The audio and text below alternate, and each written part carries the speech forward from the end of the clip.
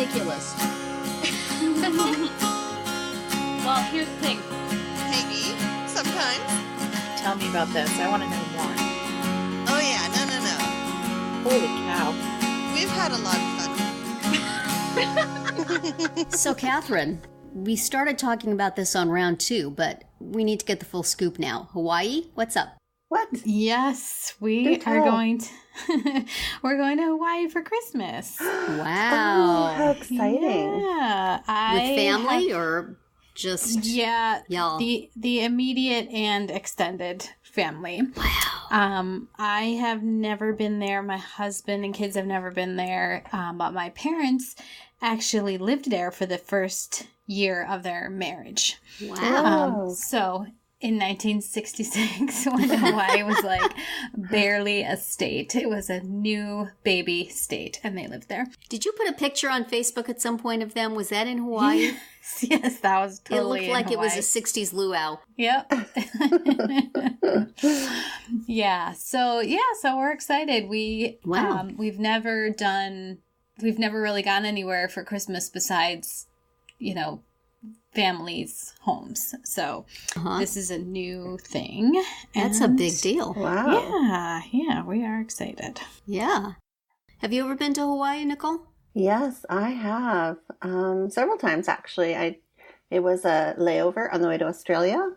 So we, because my mom's Australian, we would go to Australia a lot and stop in Fiji. And then most recently, we went a couple of years ago with my son's then girlfriend at the time, which ended in a disaster. Right. I remember that trip. That's a whole other story. Yeah, I went once with my parents and then once on my honeymoon. Oh, so, yes. It's fun. Yeah, it's a neat place to go. I think when you live in California, it's a lot more. Yeah, but when on my honeymoon, I was coming from New Jersey. Yeah, but we had to stop over for a California reception, so. Right. So, yeah, my brother and sister have been there since they have lived in California. But I really only lived there for one summer, so I did not get to go to Hawaii in that one summer. Exciting. So where are you all staying? Are you all staying at the same place, like at a resort or something? Yes, and we are all... Our immediate family is only staying in that one place on Oahu for the whole time, but I think my sister and brother and sister-in-law are the Eclipse crew. They are going to take some extra time and do some more islands. So I thought maybe you were going to do the extra hot great rental. Go stay with Dave and Tara. I know. I thought about that. Perfect. And then report back. Right. Aw. So we're starting to plan some excursions, and my kids want to take surfing lessons, and as it happens, the best day for them to do it is going to be Christmas Day. So wow. That's interesting. Show them John from Cincinnati first so they can get a feel for surfing. I do not think that is. Find the surfing scenes. Right. About 3 minutes out of the 10 episodes. Right. Should be good. Well, that is exciting. Yeah. I'm sort of planning a Thanksgiving trip for family, but to Hershey, Pennsylvania, which is not quite so exciting. Yeah, but Hershey Park, that's where I used to go when I was a kid. That's true. They have Christmas stuff, I hear. Aww. So that is my plan. We will have Thanksgiving at my relative's house that is near there, and then go to Hershey on Friday, and then go home on Saturday. Yeah. So, yeehaw. No extremely long plane flights. No. Probably a very fun. long car ride with family, but... Yeah, but it's a nice little park, and that's fun too. Yeah. We've been to Hershey, and we've been to like the place where you buy chocolate, and we've been on the bus tour, but we never went to the park. Mm-hmm. So this will be the first time if we do. We're not a big park family, amusement park family. Unless it's plain Disney. Old parks we like just fine. We're not a roller coaster family. Right. But so how long are you going to be in Hawaii? Just about a week. So not too long. But save your money. It's more expensive. Oh, I know. Yes. I know. I just booked a bunch of things. And actually, I lied when I said that we were going to stay in the one island. My daughter and I will stay in the on Oahu the whole time. But my son and my husband are going to go to the Big Island to go scuba diving. So fun. Night, because my son has been taking... My husband has been certified for a long time, and my son has been taking lessons, and it turns out that if you want to dive in Hawaii, you should not do it on Oahu, is what we learned. Oh. So much for that. So they have to go take another trip to a different island. So Wow. yes. A lot of scuba diving in Wisconsin, is there? He's going to have to go to a quarry to do his open water test. A quarry. I think people dive in Lake Michigan. I guess so. That's here, but Yeah. Just seems like an unusual sport. yeah. Well, it was all about going to Hawaii, and then we found out. Ready. Then we found out that we were going to the wrong island. Aw. So, Well, that's nice. A little father-son scuba diving trip. yeah. If this were Hawaii 5-0, bad things would happen to them, but it's not. Oh, God, Terry. Stop. There's always all these plots involving tourists, and I feel so bad. Come on. But then there's Just Fantasy like Island, the Brady so Bunch. maybe your dreams could come true. That's true. I watch too many procedurals, but Yes.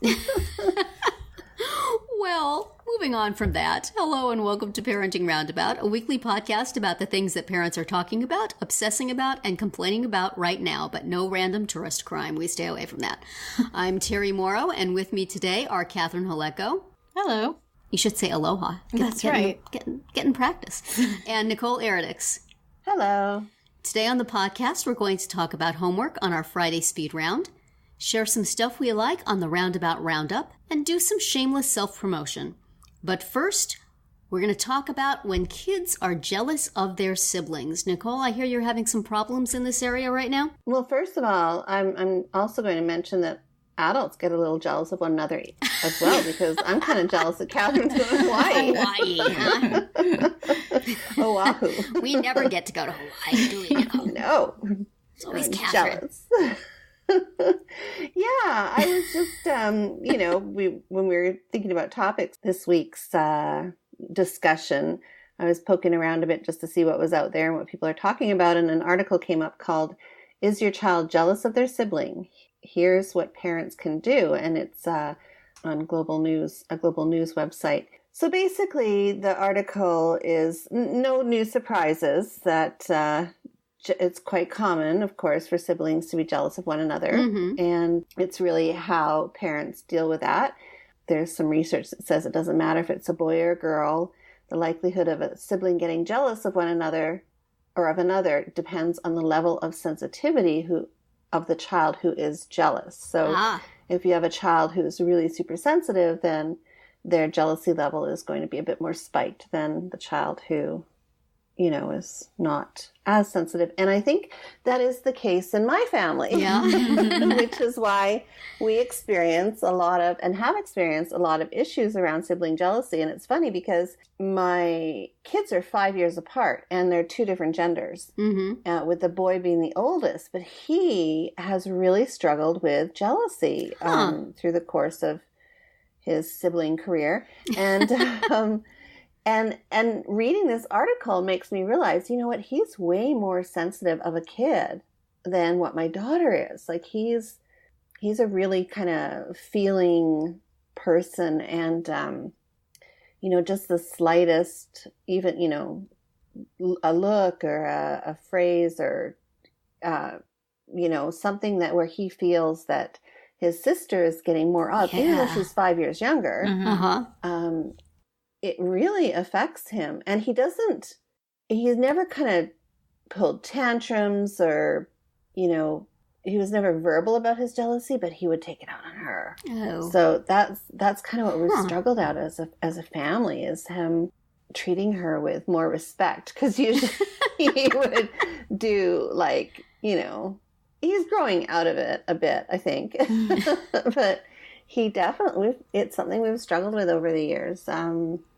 In terms of, and I thought I handled it really well when we had our daughter because he was 5 years old. So I thought, I kind of encouraged him to be a big helper and, we were really conscious of him doing his own thing and having his own activities going on while we were, dealing with a new baby. So in all honesty, sibling jealousy has been it's been a very big deal in our family over the last 20 odd years. You like to think when they get to the age that your kids are, maybe that would go away. That, when they're little kids, you can kind of see it, but come on.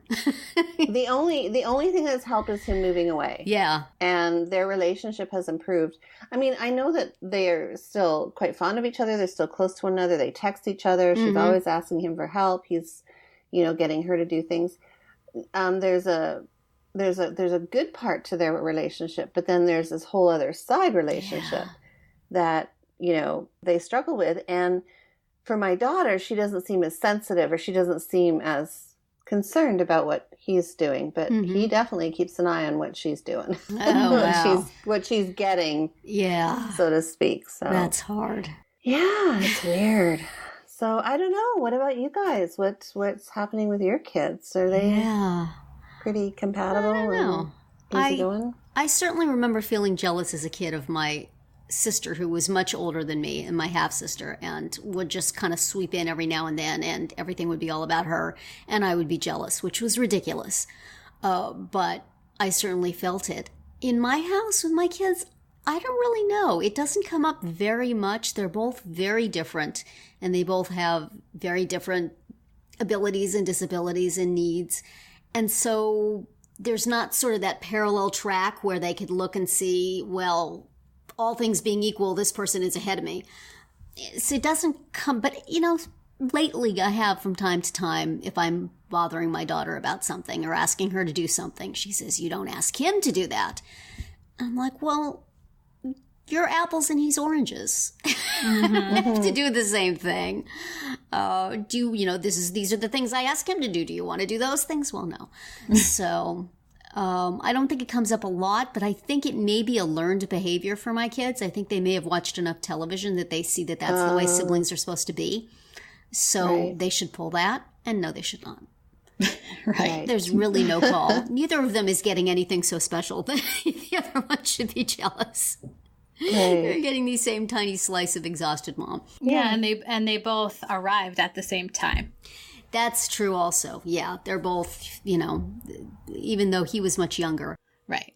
And they both had no context of early childhood stuff. Right. So it wasn't like somebody was here for 3 years and then all of a sudden there was this other kid. Right.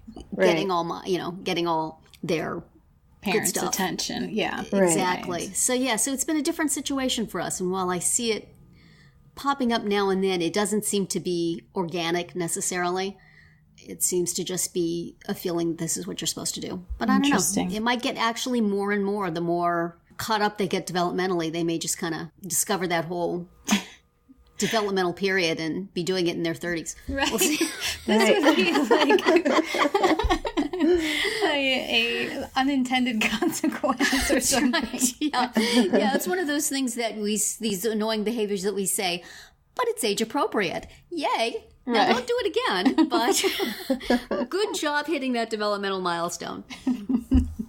I feel that way about cursing a lot. But how about you, Catherine? Is it a big deal in your house? What happens in your house? I thought that article was actually interesting because of the way it mentioned that you might not realize that they're jealous. They don't necessarily come right out and say it like, that's not fair, or, I'm jealous or whatever. Obviously, they're not going to say that, but I mean, of my two, my son is definitely more sensitive, and he is more likely to notice things or say things. He tends to go to, let's say, go to bed at the same time as his older sister, even though he's 3 years younger. Partly because he just kind of has always needed a little bit less sleep. When she was 6 and he was 3, he could stay up as late. He just could. And it was just easier to kind of put everybody to bed at the same time. But he notices well, how come she gets to have a friend over and I don't, or whatever. And it's like, yeah, you can have a friend over if you want. Like, she's just making her own plans, and he's not so much. So, but when we had, when my friend visited last month with her 5-year-old, I noticed he got a little jealous. Like, on the one hand, he was excited about being almost like the big brother and helping with her and playing with her. But at the same time, he'd be like, Mom, she really messed up my Legos or whatever, like after the fact, he would tell me, like, I really didn't like it when she moved my Legos from there to there, or like, we were looking at his old books for something that she could read for bedtime. And there were a couple that I knew my friend wouldn't want to read at bedtime because they were like nonfiction, like, Encyclopedia of Animals. I'm like, how about if you take this one home with you and you can read this other one at night? And then my son got mad that I gave away his books, which he hadn't looked at in years. You can't win that. Yeah. So it was an interesting take on him sort of suddenly being in the older sibling role that he does not used to playing. Yeah. He's the youngest. So yeah, my daughter has suddenly been moving into a bossy older sibling role that she never really did before too much. Now I hear her telling my son things to do or not to do, and I'm like, hey, that's my job. Right. I'm the one who's supposed to boss him around, not you. I don't know where she got that all of a sudden. I mean, I used to use her to like wake him up in the mornings and stuff because she always got up earlier than me. But this is like a new thing. So I don't know. Maybe that's all tied in. Yeah. But she's always been the first to bed. It's never been an issue of bedtime jealousy in this house because she falls asleep like by 10 o'clock. Right. Either in her bed or where she's sitting. So, and he can stay up later. He can stay up pretty much as late as he wants. So, yeah. Siblings. I don't know. It's interesting. I thought I did everything right, but it comes down to them. Yes. Their sensitivity level. You guys both had siblings. Do you remember being jealous when you were kids? Yes, absolutely. And have you done things differently to try to prevent that? Or maybe it's genetic then. Patterns repeating through the generations. Yeah, which is weird because I was the older sister and you'd think that I'd want to be looking after my brother, but no. Yeah, I feel like it was a different dynamic because there were 3 of us in 4 years, so there wasn't much distance. Right. And when you have 3, there's always 2 against 1. And sometimes you're the 1. And sometimes you're part of the 2. Yeah. So there's always shifting allegiances, let's say. That's true. It's certainly easier amongst 2 siblings where they can kind of compare one-on-one. Right. Yeah. How about, well, I guess you were saying that you experienced jealousy with your older sister when she swooped in. When she would come. I mean, it wasn't all the time, but I generally was probably jealous of her all the time. For now that I'm an adult, I see no good reason at all because I had the attention 99.9% of the time, and that, 0.1% of the time that she was there was stupid for me to be jealous. But I was. Because kids, because you were a kid. Yeah. Yeah. Kids are dumb it's that all way. About me. Yeah. But I don't know. Maybe she was jealous of me too because I was getting it all the rest of the time. I don't know. She was in a different part of her life then, but the point where you want as little as your parents as possible. But yeah, and I don't know what the answer is, so I wonder if our readers have any tips. Yes, our readers, our listeners.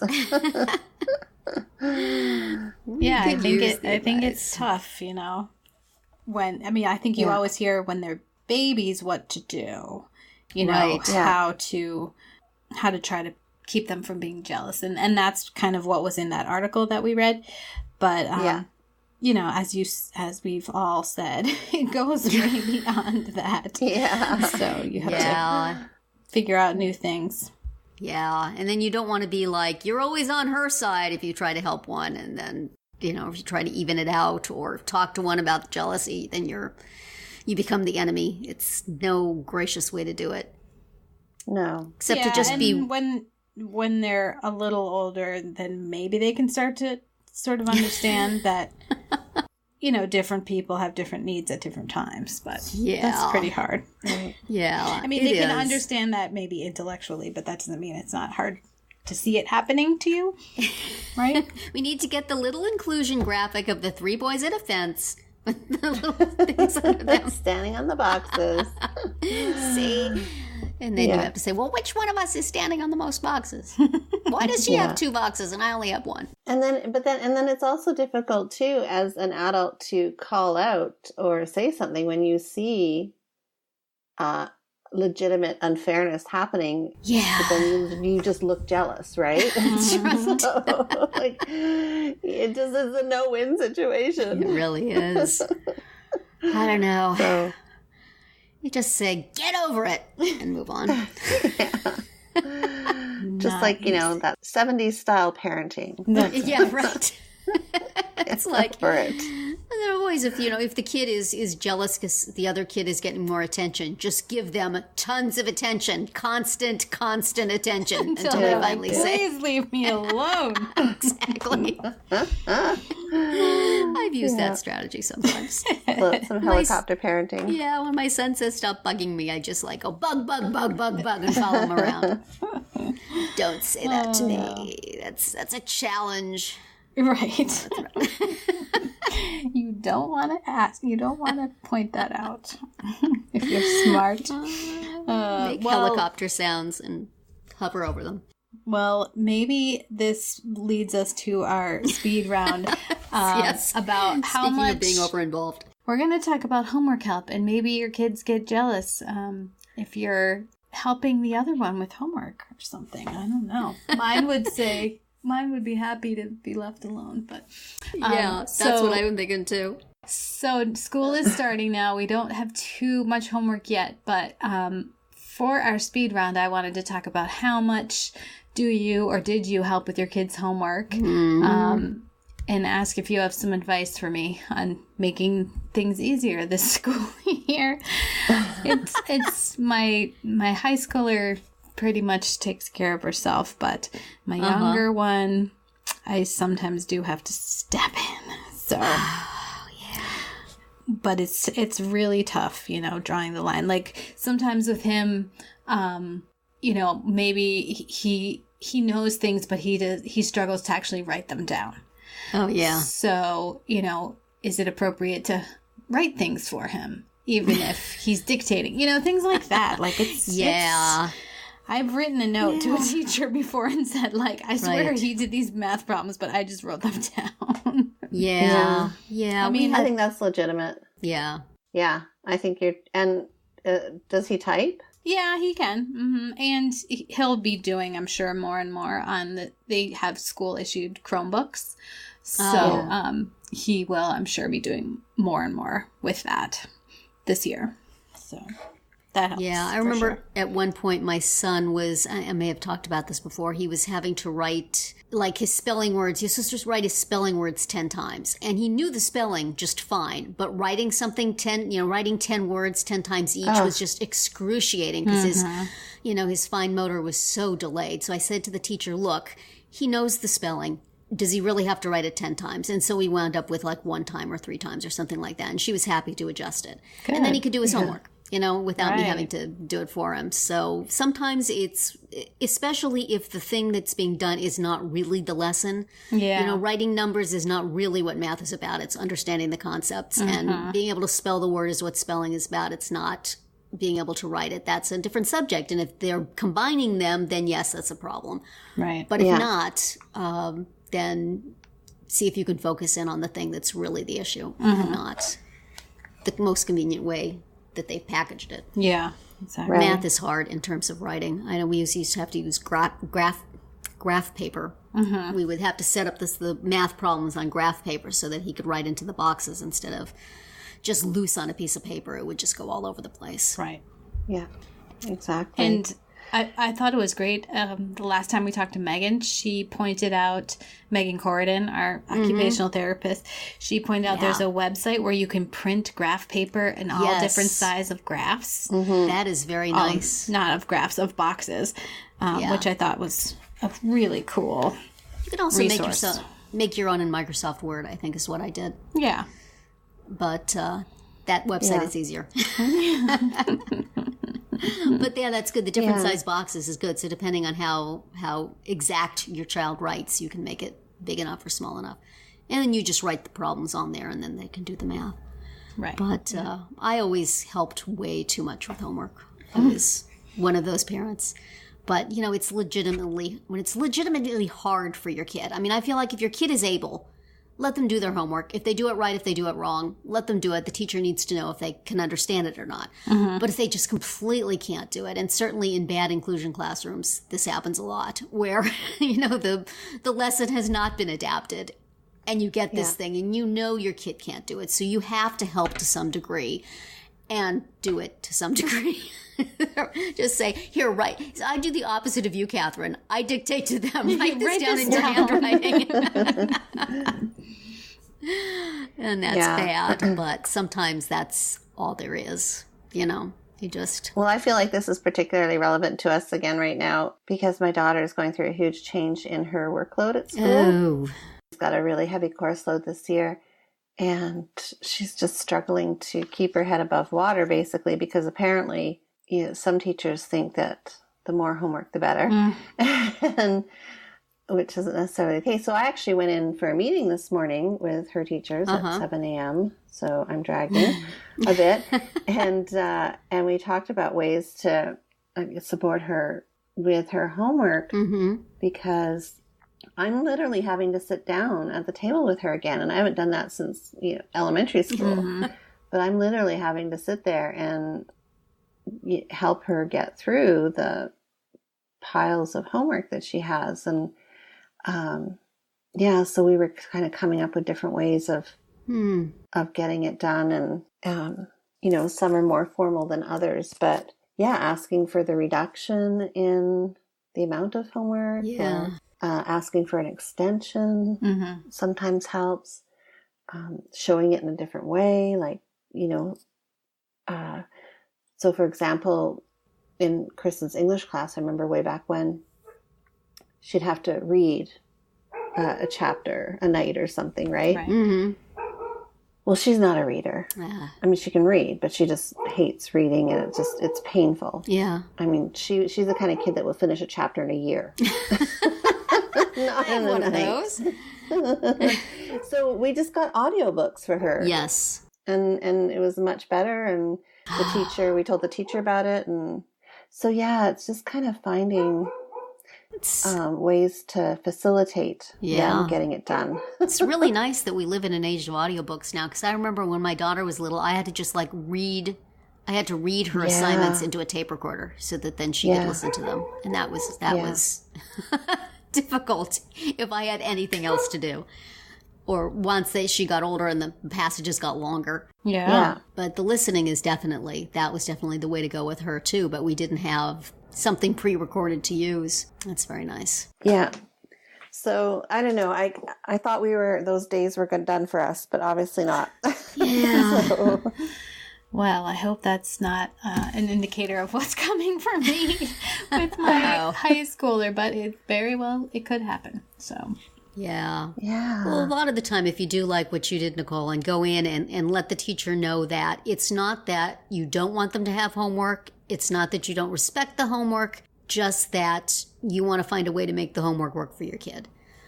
Sometimes that works. It depends on the teacher, of course. And I mean, you're a teacher, so I know you know how to put it and what to say.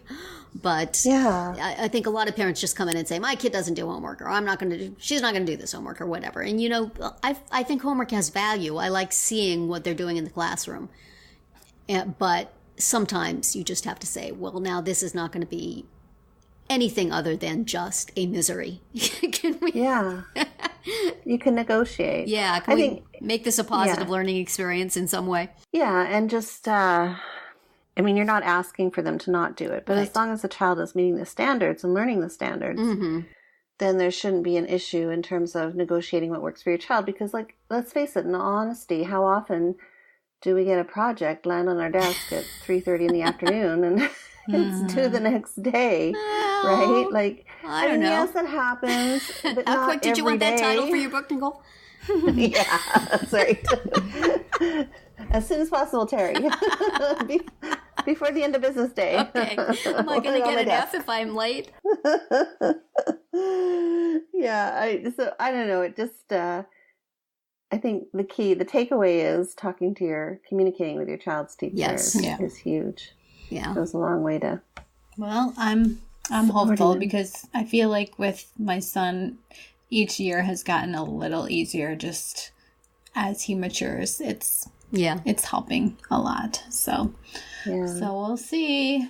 Keep your fingers let's crossed. just take a little moment here, if you'll excuse me. I'm just going to go do a happy dance because I don't have homework anymore. Okay, I'm back. All right. Well, that's the end of the speed round.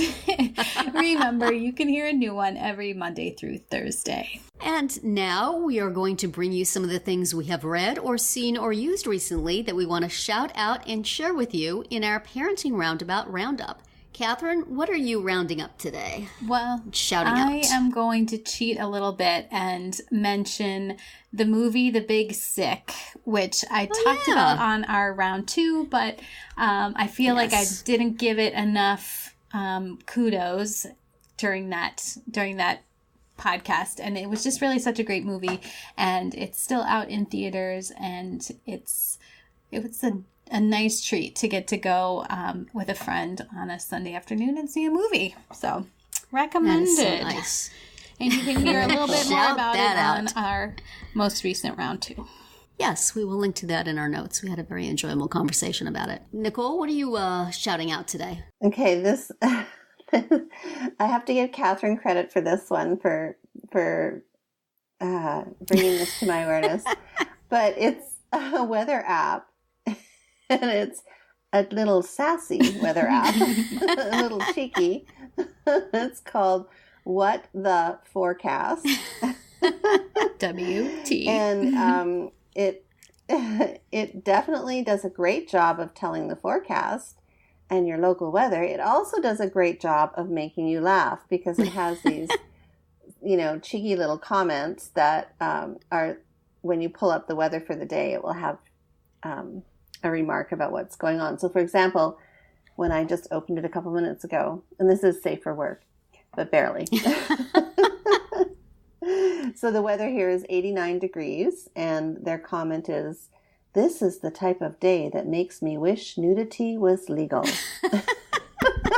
And I guess you can put it in all sorts of different voices. Like they can actually say it, it actually speaks it? It's not just a little sassy saying on a picture?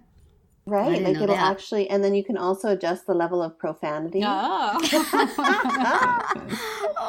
would that we could have that for everything in life. Don't you just wish? But if you could just, like, your kid starts mouthing off and you just turn the knob down and suddenly they're saying nice things.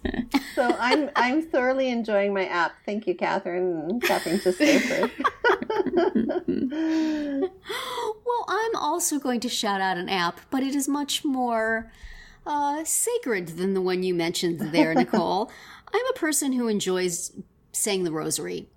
I like an organized way of praying, that's all broken down for me. This is what you do. This is what you say. You go through the beads. I like handling the beads. I enjoy that. However, there is also probably more than one, but there is a rosary app that allows you to, it has a little picture of the rosary, and as you hit next, it goes around the beads. Oh, cool. And it shows on the little screen what you should be saying in case you forgot how to say Hail Mary.